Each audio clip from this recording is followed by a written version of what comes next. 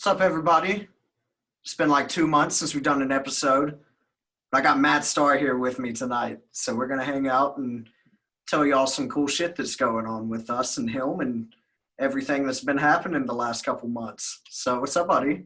What's up, man? How are you? Not too bad, not too bad. Riding out this apocalypse like everybody else is. So, it's led me to start doing other fun things like this where I can just hang out at my house and talk to my buddy Matt Starr for a little while on Zoom. Yeah, technology is a wonderful thing until we can do it in person.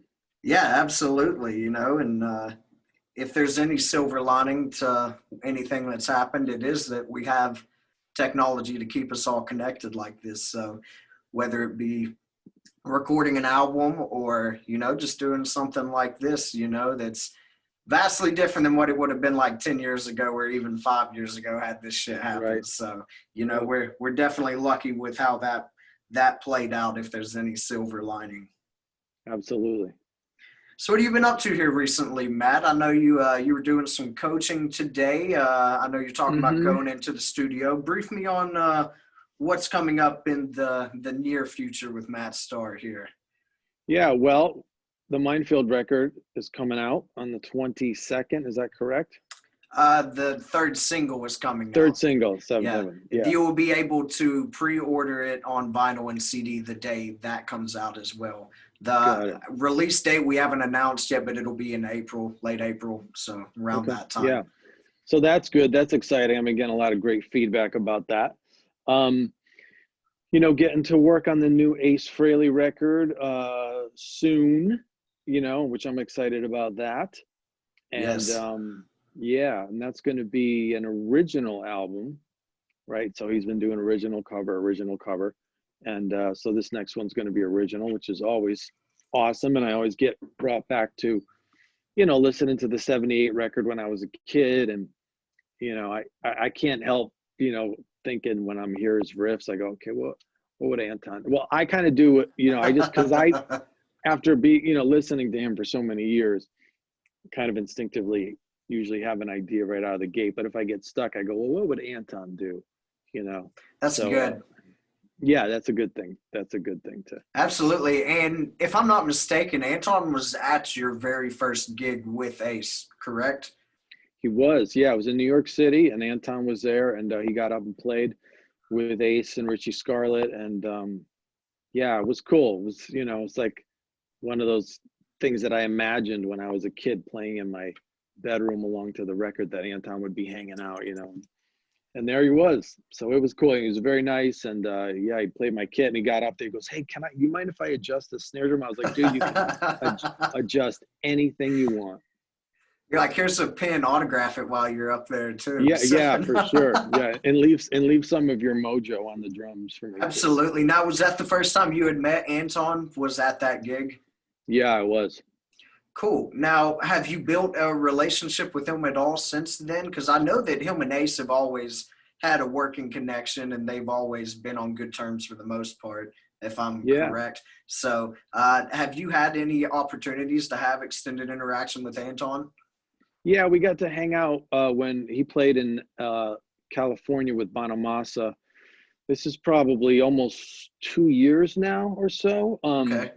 But yeah, we went down and we hung out a bit, and brought me out on stage and checked out his kit and Bonamassa. Bonamassa is funny because most guys, they have here's my 58 Gold Top, here's my 59 Strat.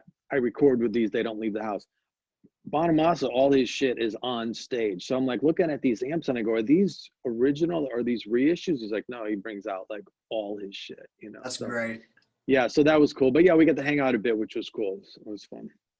Nice. And it's if there's anybody you don't mind handing the kid over to, it is Anton Fig. That would be one person I feel like you'd be actually enthused to be like, all right, I'm gonna get off stage and let this guy get up here and do something. So especially as a Kiss fan, because his work with them is incredible, and he's a fantastic drummer, and that's awesome to hear stuff like that about members that have been in it in different situations are still connecting with each other. That's always awesome to hear about. Yeah, and Ace has some stories about him and Anton that are not in his book, and just Yeah, they Oh, I but can only imagine. Yeah. they were buddies. Yeah, they were in it. They were in it. Nice.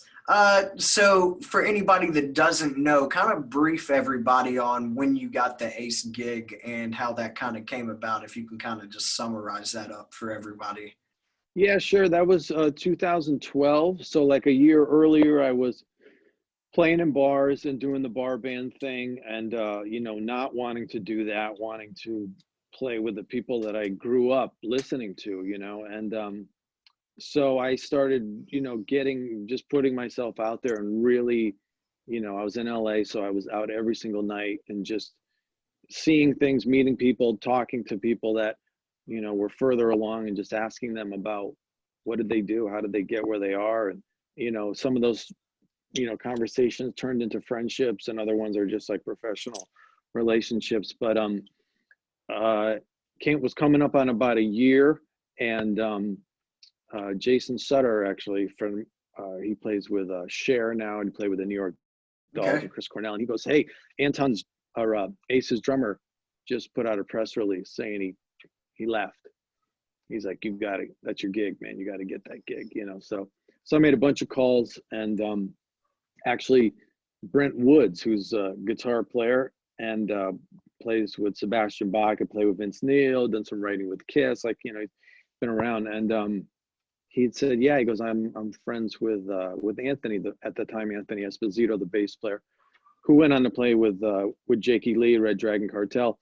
And he said, yeah, I'll put you guys in touch. I think you'd be great. And so it was all like, it was kind of surreal, but it was really just, I connected with Anthony, we talked, and it was a good conversation. And at the end, he goes, I got a really good feeling about this. He goes, all right, let's keep in touch. He goes, but here's the songs, like, you learn Love Gun. I'm like, okay, got it.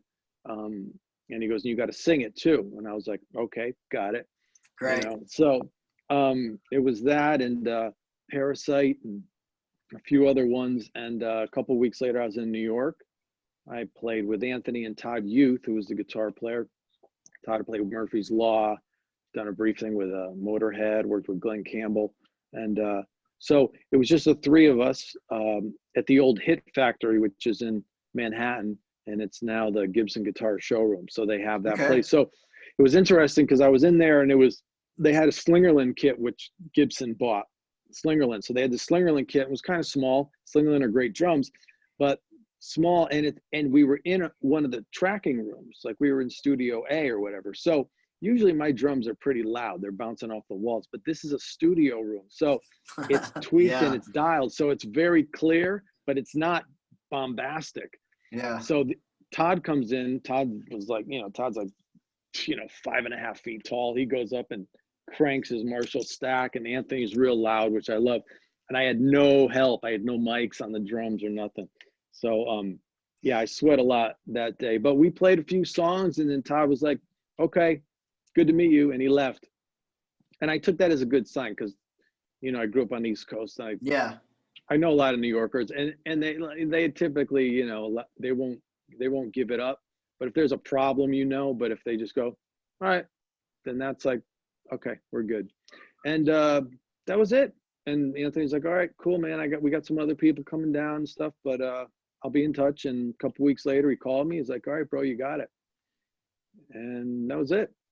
Fantastic. I was actually coming back I was producing a band that Jerry Montano played bass with Danzig, his band. I was coming back from a recording session with them, and I was on the phone, and there you go. And then he sent me a list of tunes, and then I would call him every couple of days, and I was like, hey, asking about different things, like, hey, do you guys have a logo for the kick drum? Because that's really important, and they had like different things. And I said, I'm going to design a logo, and do I need to run this by Ace? And he was like, bro, he goes, look, we'll get all this shit taken care of, but you got a lot of songs to learn. And I'm thinking, not really, because I've been practicing for this since 1979. Yeah. So and of course I had to learn the endings and the beginnings, and if they change That's the biggest part, is when you come into a situation like that, is really just learning how everybody's going to end the song. So everybody can jam out the middle part, Love Gun, a million times flawlessly, but when you get to that ending and you haven't jammed with each other, that's the part where you're kind of focusing on.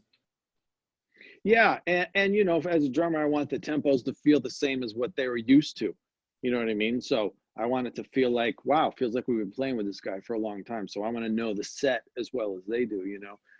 But something like Love Gun's funny because, okay, there's the original version on the record, and then there's the Alive 2, and then Kiss, you know, changed it over the years. And then for the reunion tour, they added like a little middle section, and in the beginning too, there's just like a little extra hit, and then Yeah, it's like a they one do the hang on the G chord right, instead of playing out the riff.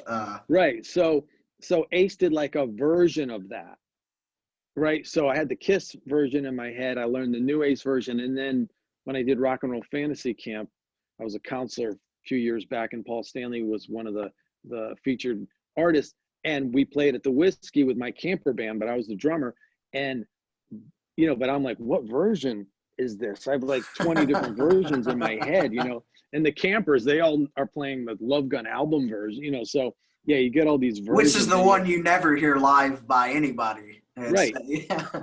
right. So, you know, there you go. But yeah, that was it, you know, and then, you know, a couple weeks, maybe a couple weeks after that, we rehearsed. We had 5 days of rehearsal, 3 without Ace and 2 with Ace.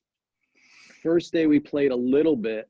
No, first day was just getting set up. We were just hanging out. Second day we played about half, and Anthony was like, all right, we're good, which again was, you know, good sign. And the next day we did the rest, and then Ace came in, and we must have played for like an hour and a half, 2 hours. And then Ace was like, all right, we'll come in tomorrow. And I don't even know if we got through everything the next day. Like, I'm not sure we did everything. So I was like, shit, I would have liked to run through everything but it was like, you know what, we're going to be fine. If he's not worried, I'm not worried. We're good.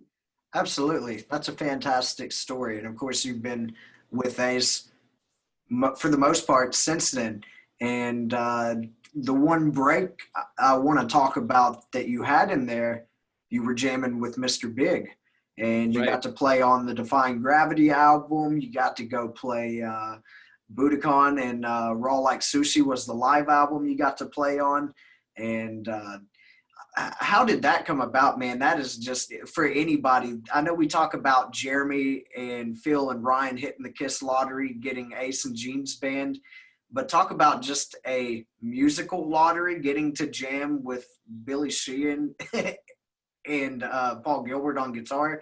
That's literally like the musical lottery, because getting to play drums for that, come on, man, you got 2 of the best out there in front of you. I want to know how this came about when you started playing with those guys. Yeah, that's a tall order playing with those guys. Yeah, I all my gigs have come from open jams, you Okay. know.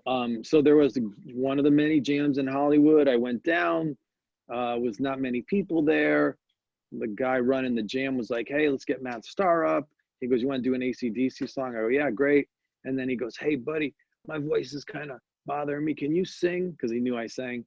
So we did TNT, and I sang and played drums. And then when I walked off stage, Billy Sheehan was there, and he goes, hey, he goes, well, you sounded great. He goes, who are you? Where, you know, where'd you come from? And he goes, I want to get your number. I don't want to lose you, is what he said. I said, all right, yeah. And so, you know, that was that. And we, you know, I'd text him here and there. I was out with, I think I was playing with Phil X or maybe a Doug Aldrich, a Steamroller, which is Doug Aldrich and Michael Debin. And we were in Italy, and there was Winery Dogs posters. They were coming. So I was like, hey, man, you know, see you guys are Nice. coming.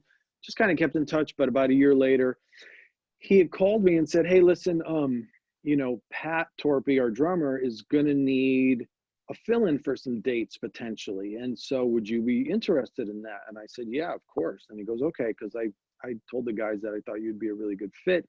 He goes, why don't you learn Take Cover, which is this great track and really interesting drum beat, and also Addicted to That Rush. So I said, okay, cool. So Billy and I got in a room, but before we started playing, he said, so he goes, I wasn't really completely truthful with you. He goes, so Pat has been diagnosed with Parkinson's. And he goes, you know, we don't know, and Pat doesn't know how much he can play. We don't know. Sorry, I just got a battery alert. We don't Are know you what good? that's going to look like. But so, you know, we're going to need somebody to go on tour with us. And I was like, oh, so it was like, well, that part's cool. But then the part about Pat was like really heavy. Absolutely. And then it was, so it's like, it was tempered, you know, and I was just like, okay. And it's just in that moment, I just realized like this is more than a gig, you know, this is a bigger purpose here, you know. And at that moment I just felt like I was really the right guy. Like musically is one thing, but just the right person to be, you know, sensitive to that situation, but also come in and kick fucking ass, but also, you know, understand that, you know, you may not be playing all the time, you know, there's, it's going to be in flux. So we played through a couple songs and he was just like, great, you sounded great. And then you know, wait a while and I got a phone call and that was it, and it was on. So so that was a brief departure. Well, that was a 5-year departure from playing with Ace live. And but I still, you know, recorded on some of the records along the way, which was cool. That was, I appreciated that. And then, you know, we were off and running, and first thing we did was go around the world. You know, went through Europe and into Japan, and you know, a bunch of places I had never played before, including Budokan, which was awesome. Yeah, so what's going through your mind that first day that you're getting to go play Budokan? What was your daily schedule like that day? Were you mainly focused on the gig? Were you out, you know, enjoying the city, you know, taking in all the experiences? What's Matt Starr doing the first day he gets to go play at Budokan? No, I was not. I was completely focused on the gig. The night before was more the challenge because I could not fall asleep. You know, I was so Yeah. fucking psyched because, you know, one of the first records I got was Cheap Trick live at Budokan. So, you know, even as a 9-year-old, I was like, you know, I figured out Budokan was in Japan, and I'm like, I have to play the Budokan, you know, I have to. And so I'm like, wow, this is going to happen. So yeah, you're excited, but it wasn't nervous. I realized in that moment, you know, somebody talk about my coaching. It's like when you're excited, it feels the same way as if something bad's going to happen. You know, the stuff that gets released in your body and the way Yeah. your body feels, it's the same thing. So to just recognize nothing's wrong, you're just excited, and that's normal, you know. Yeah. But we're staying at the Conrad Hilton in Tokyo, beautiful hotel, and you know, and I'm just sitting there like I couldn't sleep. I think I took a bath. I'm trying to like fall asleep. Anyway, but that day, yeah, just really digging it, you know, driving up front, seeing Mr. Big on the marquee, and they had a big banner out there, and going in and looking around, and it was just like, wow, man, here we are. We're here, you know. And in Japan they do a bigger show. So Udo is the promoter there, who's been, you know, started with the Beatles, and he's had everybody, you know, Zeppelin and The Who and Kiss and on and on and on. So you know, they had a much bigger stage, and the crews over there are amazing. Just, you know, like you step off stage, go backstage, all right, cool, good show, and then I go look out, stage is stripped, like they've got it off, like you're walking off stage and there's an army of Japanese people with hard hats on, and they're like just waiting the second you're off that stage to go on that stage and just clear it, you know. That's great.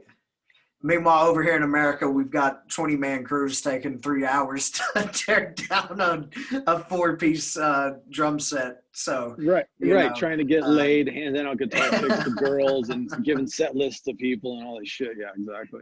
it's funny, though. That's great. You know, what an experience. Thanks for sharing that story. So I want to rewind a little bit before you got the Ace gig. You came into the band Beautiful Creatures and played on the second album, Deuce, Right. with Mr. Anthony Fox, who just mixed and mastered the new Minefield record. So Right. talk to me about how that happened and what it was like working with Anthony in a band relationship instead of, you know, the relationship of a producer and a drummer, because it's a way different dynamic, as you know. So talk to me Yeah. a little bit about the experience of being in that band and working with Anthony. Yeah, so Anthony was transitioning at that point to becoming, the producer and mix engineer that he is. And so again, open jam at the Cat Club in Hollywood on Sunset Strip. Joe Leste, the singer from Beautiful Creatures, also had a band called Bang Tango that I was a fan of when I was a kid. And so we jammed, and then my buddy Alex Grossi, who was in Quiet Riot. Yeah, Todd's interviewing him tomorrow, actually. Oh, great. Awesome. There you go. Yeah, small world, Vegas guy now. And so Joe had played with him before, and Joe was like, I want to do this tour. Can you put a band together? So Alex brought me in. And then that turned into the Beautiful Creatures situation. So Glenn Sobel, who's now with Alice Cooper for many years, and Hollywood Vampires, Glenn was having some trouble with his wrist or his arm or something, and he just wasn't, available to start rehearsing some of the new material. And it's one of those, bands are funny because it's never like, okay, so we would like to offer you this opportunity. It's just like, hey, dude, can you come down? It's like, yeah, cool. And then you're playing, and you're like, what's going on?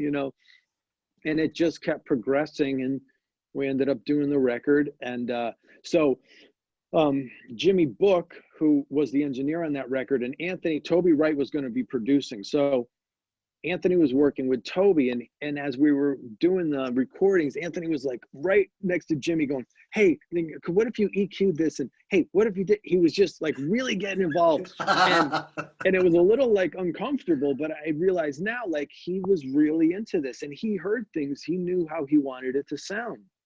And after we tracked it, Anthony ended up taking the tracks and, cleaning things up. And then Toby was mentoring him on how Toby did stuff. And I can hear that now. Like when I hear, the mix on your record on Minefield and the drums, I'm like, yeah, that's Anthony. He was doing that back then, so he ended up being involved on that side of that record. And I think it came out really good.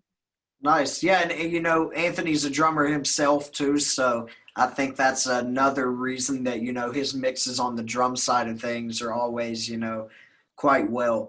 Because to me, he makes your drums sound great on not only the Minefield record, but you go listen to the Ace Frehley stuff. Sounds great on there as well. Anthony does a hell of a job behind the board. Got to give that guy a lot of kudos for how good this Minefield stuff sounds. Yeah, without a doubt. Without a doubt. So not only this Minefield record that's coming out that you're playing on, you played on another record here recently, a band called Black Swan. You and Robin McCauley, Red Beats, and Jeff Pilson. Right. Kind of just, seemed like this band kind of popped up all of a sudden out of nowhere. There's music videos out and everything, and the material's fantastic. How did this come about? So that was a situation. I had known Jeff here and there. We had met at I think we had met at the Bonzo Bash, and then there was some other events in Hollywood. And so he called me and just said, hey, I got this record with Reb and Robin. And I knew Robin from Raiding the Rock Vault. I had met Reb. We'd hung out a little bit because Mr. Big and Winger had toured in South America. But he said, we got this record, and wonder if you'd be interested. I said, yeah, sounds really cool. So he sent me the songs, and they were just, just amazing. I mean, yeah, those guys are great writers, and Robin's voice, he does that thing, but he's like he's like the hard rock Paul Rogers. He's got that soulfulness, and it doesn't sound like it's like effortless. Dude, and the guy's in his mid-60s and still sounds fantastic, man. Yeah. And you can hear that there's his tracks aren't like overdubbed with a shit ton of auto-tune and all that kind of stuff, reverb that all the older guys like have to use when they go into the studio nowadays. It's like, Rob's, that's all him that's going in your ears, man. That is fantastic. Yeah, I mean, when I did the Rock Vault gigs with him, it was just, I'd have him in my monitor, just like, sounds like a record, I got to see him live once in 2009 when he was singing for Survivor. And I was right up front, and fantastic gig. Because you don't hear a lot of those deep cut Survivor songs ever. The only one you ever really hear is like Burning Heart and Eye of the Tigers. So, right. But Robin did a fantastic job that night, and that was like my main takeaway from that gig. When I left, I was like, that singer kicked ass. I knew he wasn't the original guy, so. you know, when you're a teenager and you're going to see a band that doesn't have the original singer or something like that anymore, you're always really interested for how it's going to turn out. But Robin kicked major ass that night. I've been a big fan of his since then. World class, world class. Yeah. So that was an interesting situation because everything was done, right? So they had some drum machine stuff programmed. I think some songs maybe just had click. So I had to really fit in with that. And, you know, again, great players, but you don't know if it's going to click, Yeah. you know, and it clicked. And it was a lot of fun. It was a lot of fun with Jeff because Jeff, you know, Jeff is a super talented guy and a great producer. So we talked about kick drum patterns and when he would say, what if this and then it goes to this, and I'm going, yeah, that's like a Mick Brown thing, you know, Dokken drummer. And Mick always had Mick's a great drummer, and Mick always had great kick drum patterns. They were like, you know, it's just so easy to go boom bap, but he never did that. He would do something and then it would evolve, and second half of the verse would be different. So it was a lot of fun to work out all that stuff with Jeff. And then there was a lot of things, you know, where I just kind of played what I played, and he goes, oh, that's great. Hey, what if you take a piece of this and do that? So we really put that together as a team, which was a lot of fun. And Jeff's energy is so great. So it was fun. I think we did 4 days maybe for the record, for cutting drum tracks. And yeah, it was a blast. Nice. And obviously, I know the world is kind of, everybody's in the same boat as far as playing gigs right now, but have you guys talked about going out and doing some shows in support of that record?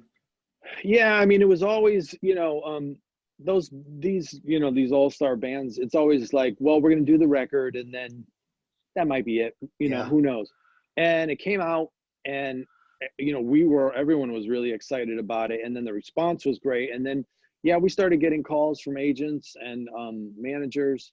And, you know, there was a couple bands in particular that would have been so great for us to go out with. And that was getting talked about. And then this whole thing happened. So we'll see what happens. I hear maybe there's going to be a second record. So that might, you know, give us another round if we kind of miss this round on touring. But it's always just about schedules and, you know, is the budget there for everybody to make sense? Because it's a new band, you know. So, but you know, Jeff has Foreigner, Reb has White Snake and Winger, and then Robin has you know, stuff he does with Shanker and all that. So yeah, it's just a matter of figuring it out.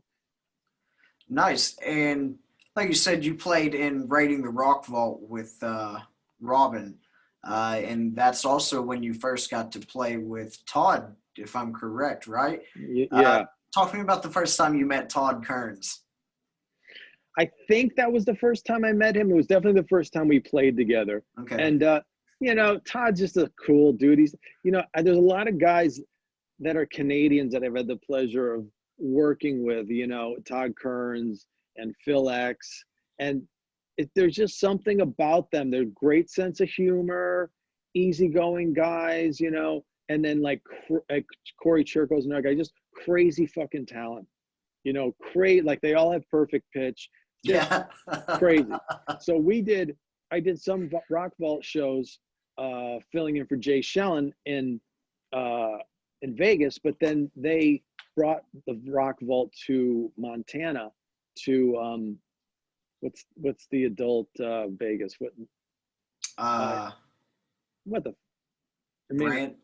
Branson, Missouri. Sorry, Branson, Missouri.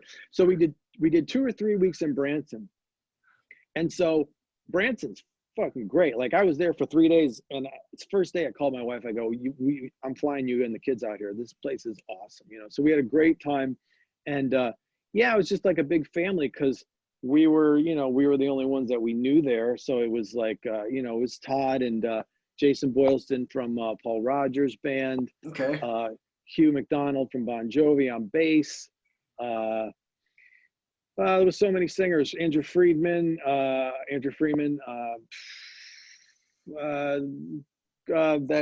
that crazy fucking hillbilly motherfucker who sang with Skid Row, Johnny Salinger. Oh yeah. He's amazing, you know. and Sarah. God, I can't remember all the players, but Rowan Robertson. Like it was just great. So we just had an awesome time, and yeah, Todd would walk down the ramp for Stairway, and is just singing like a bird, and he would come over when I do the he was always right there. Yeah, we had a good time. It was fun. Nice. Yeah, that's kind of the good thing about our situation in Minefield is that we all seem to get along really well with each other. So it's always nice hearing, reflections like that where this guy has a good attitude and stuff like that. Because when you talk about, like you said, taking all these guys and putting them into a band, you don't know how it's going to work. But luckily, everybody, especially Todd, just seems to be like one of the nicest people ever. So still don't know because I've never met the guy. No, I haven't in person, but it's funny. But yeah, great story. Those shows seem like a lot of fun. That's one I would like to come check out whenever everything gets back to normal. Is one of those Raiding the Rock Vault shows, which, if I'm not mistaken, just got voted again this year for the best show in Vegas. I think it just won that again this year, or this past year. I forget that we're in. It's 2021 now. Calendars are useless at this point. They really don't. It's just kind of when are the gates going to open up? Yeah, as far as I'm concerned, it's just the next day. That's what the date is. Yeah, exactly. It's Wednesday. Nice. Yeah, so you mentioned it earlier in the episode that Ace is working on a new record right now, and I know he put it on his Facebook page that he's in Nashville working on it. Is there any information you can give us on what's going on with that record right now? No, I don't have anything to report. Just that it's in motion, and yeah, I'm excited to get to work. Yeah, I need to get Jeremy or Phil or Ryan back on here and ask if they're working with him on this. I got to find that out because I would hope since Ace is recording in Nashville, he's using those guys in some capacity. So we'll see. That'd be very cool. But I'm super stoked that you're going to be playing drums on this one again. So looking forward to some original Ace music because Origins kicked ass, but I'm looking forward to hearing some new Ace originals. Yeah, me too. Awesome. So let's talk a little bit about this new Minefield record. So for anybody that doesn't know, Matt recorded most of this album. You hadn't heard most of these vocals until the album was done. I'd say a good 70-75% of the album of your parts were just me and you. It was just literally as simple as me sending you a scratch guitar track with a solo over it, and you recorded the entire album like that. So I think that is just such an awesome testament to what a professional drummer you are, that you could cut this whole album. And talk about how you go into the Black Swan thing where you're trying to fit into it where it's already done. It's kind of the opposite where you don't know what these songs are really going to sound like towards the end of it. So talk to me a little bit about what this Minefield record might have been a little different working on these tracks than per se some of those other projects like Black Swan. So it was different than Black Swan. It was a complete opposite of Black Swan, but it was actually very similar to how I record with Ace because, other than the cover records, we're in there and he goes, here, I got this thing, and he'll work it out. And then he's still arranging it sometimes. He'll have things on his computer, but it gets worked out there. And then we sit there and play, and I'm just like tapping on my legs along with him. And then it's like, all right, want to try one? Yeah. And I go in the room and we track and, do once or twice, maybe we speed it up or slow it down, or, hey, do this one twice. And then that's it. Like we're done in like 30 minutes. So, I'm really comfortable with coming up with parts real quick. And then also, you can tell where the chorus is. So, you're building to that chorus, but the thing with the Minefield record is the songs were written and arranged really well. So it was very clear what was, okay, here's a riff, here's a verse. Okay, here's this. And then now the chorus, got it. And then back to, so it was really clear. It was easy for me to come up with parts and kind of navigate what was going to happen. But, yeah, then they hear Todd's vocals on top, and it's just like, oh shit, yeah, I remember this one, you know. And as I'm listening, going, hope I don't fuck it up. I hope I didn't do something stupid and step on his vocal or something. But everything worked out. That's what we got Anthony for, to chop your drums all up. No, Yeah, exactly. Yeah, just put a loop from a James Brown record on this one, and yeah, that's the way to go, man. Yeah, you already know. Yeah, yeah, that's exactly how this entire record was made. Anybody that's listening, that's not Matt playing drums on it. right. Cut and paste, quantized, auto tune, all that shit. So I want to get into some more fun stuff before we get out of here. So speaking of drummers and bands that don't actually play on the record, I want to hear you rank your Kiss drummers. Well, look, I'm a Kiss fan. You know, first record was Kiss Alive '78. That was my introduction to Kiss and really to rock and roll. So I'm really a fan of all of the different drummers, and I feel like they were right at the time. You know, Peter, he was the guy, and yeah, absolutely. He's a rock and roll drummer, and Kiss was but especially in the '70s, was a rock and roll band. So he had that swing, and I love when there's heavy music, but the drums sound happy, right? So like Steven Adler is that kind of drummer, yeah, right? Where the music's Guns N' Roses is heavy, but his drumming sounds happy. Even you watch him play, he's smiling, right? It sounds like it. So Peter had that happy sound. Alex Van Halen has that too. So when you put the heavy with the kind of the happy drumming, swinging drums, it just does something really cool. So Peter was fucking great, and those parts are great. And he, you know, from playing with Ace all these years, I've really gone back and listened to Alive and gone, okay, what was he doing? What was he doing? You know, and he had this Keith Moon thing where he could do a bunch of stuff on the tom, sometimes in a verse, like Parasite, where it's like, it sounds like it's just drum rolls, but it never gets in the way of the vocal, and it supports the riff as well, which is not easy to do. Yeah, Parasite's such a crazy example of like drumming during a verse, because it's not just like any other song. It's like he's following the melody on the toms, and it's such an abstract sound. You know, like you say, you hear it and you think it's just rolls, but when you actually break it down, it's actually pretty intricate what he's doing. Yeah, it is, you know, and that, again, it might sound like, oh, you just do a bunch of rolls. It's like, no, that's gonna sound terrible. I'm guessing he didn't probably work stuff out too much. It seemed like it's more instinctive, but it just really worked. And then, you know, as they went into the '80s, Eric Carr came in.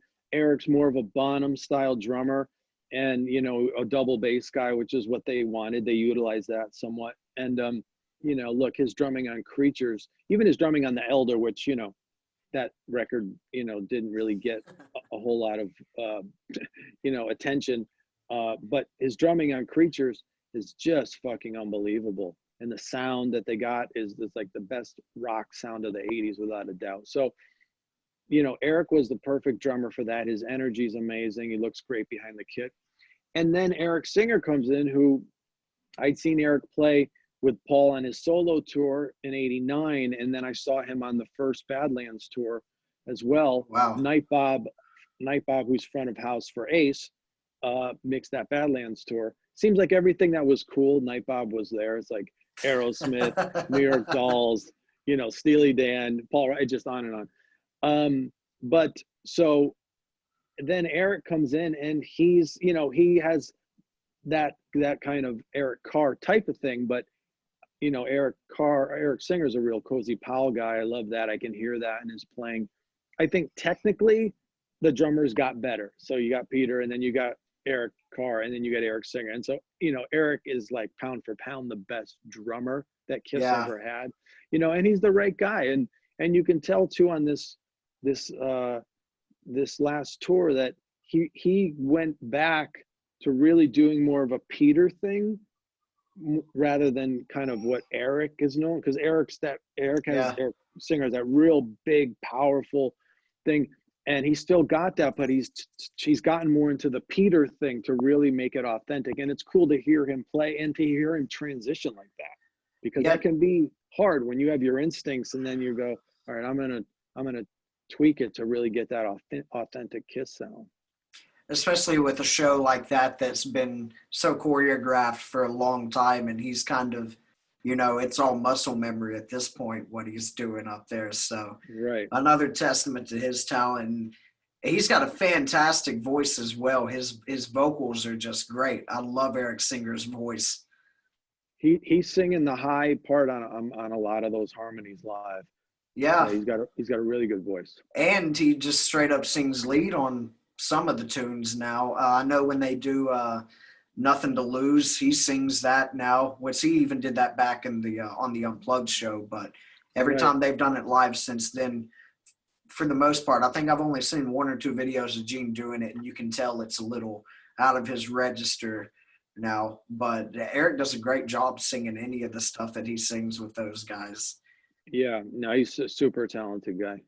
Yeah, and that's kind of the way I feel about it when you get into it. It is Eric Singer is technically probably the best drummer that is in that band. But Peter's always going to be the guy. He was the original one.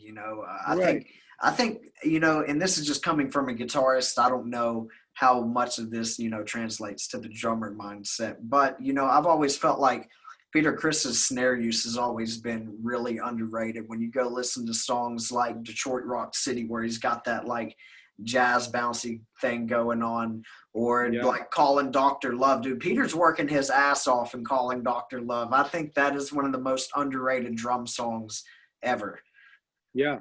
Yeah. No, the ghost notes he puts in there and the way, it just kind of skips it along. It's great, man.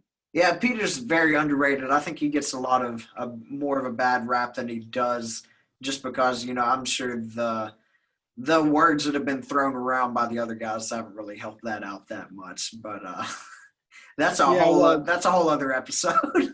Yeah, I mean, look, that's four brothers that have known each other for going on 50 years, and it's like, yeah, man, there's going to be that. That push and pull in there, that's between all of them. Well, man, I've said it before. It's like you could have the earth, like start time over and just have earth go through its whole life cycle 20 times over, like millions of years. And you would never have four people that could experience the things that those four guys experienced together. Right. So it is all speculation, because nobody will literally ever be able to understand, the type of bond that those guys had. And because, at one point there was nobody more famous than those guys on the planet. And still to this day, Gene Simmons might be next to Ozzy, or probably past him, as the most recognizable, rock star on the planet. You can go to any country and show them a picture of Gene Simmons, and they pretty much know who it is for the most part. It's shown a picture of his tongue. Yeah, that's the thing. Yeah. So, man, I don't want to take up too much of your time, but thank you so much for coming on here and giving me some of your awesome stories that you've got working with all these different artists. And if anybody that's listening wants to go check out Matt's playing, the Black Swan record came out. Shake the World, that was the name of the record, correct? Yeah. Go check that out. Go check the new Minefield record out. Go check out Ace Frehley Origins Volume 2. You can check out Echo Bass as well. I love that track that got put on YouTube with you and Tony Harnell was singing, and Joe Holstra. And James Lomenzo. Yeah, nice. That was a killer track. It was definitely not what I was expecting whenever I clicked on that link to hear that kind of poppy rock sound. I loved it though. It was great, but it was not what I was expecting when I see your guys' names all together in a music video. I was expecting, something more like Black Swan or Right. But that it was fantastic, and I love that stuff as well. But dude, thank you so much for coming on here. Me and you'll be able to say goodbye off air. I'm going to go ahead and end the live stream. Thank you guys for tuning in. I'll see you all tomorrow night with Mr. Daniel Hill from Enough's Enough.